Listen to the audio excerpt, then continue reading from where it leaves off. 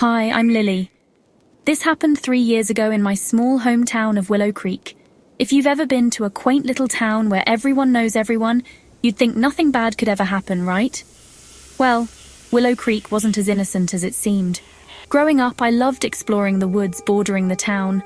I'd wander for hours, soaking in the beauty of nature. But one crisp autumn evening, everything changed. The sun had just dipped below the horizon, painting the sky with shades of orange and purple. I decided to take one last walk before winter arrived. As I ventured deeper into the woods, I noticed something strange. The usual chirping of birds and rustling leaves was gone. It was eerily silent. At first I brushed it off. Maybe I was just overthinking it. But then I heard it. A whisper. Lily. It was faint, almost like the wind, but it sent chills down my spine. I froze, turning to see if someone was there, but there was nothing, just trees and shadows. My heart was pounding, but I told myself I was imagining things and kept walking, picking up my pace. The whisper came again, louder this time. Lily, come closer. I didn't want to admit I was scared, but I was. Suddenly, I saw a figure in the distance. They were standing still, cloaked in darkness. My curiosity got the better of me and I stepped closer. That's when I saw it. The glint of a knife in their hand. The figure's face twisted into the most grotesque smile I've ever seen. Their eyes glinted with something malevolent. My instincts kicked in and I turned and ran as fast as I could. The sound of their footsteps behind me only made me run faster. I didn't dare look back. Finally, I burst out onto the main road. My legs felt like jelly and my lungs were burning. I spotted a car coming down the road and waved frantically. Luckily, it stopped. Mr. Jenkins, a kind older man from town, was driving. "Lily, what's wrong?" he asked, his voice full of concern. "There's someone in the woods. They're trying to kill me," I managed to gasp out. Without hesitation, he pulled me into the car and sped back toward town. I glanced back at the woods, but the figure was gone. Even then, I couldn't shake the feeling that it wasn't over.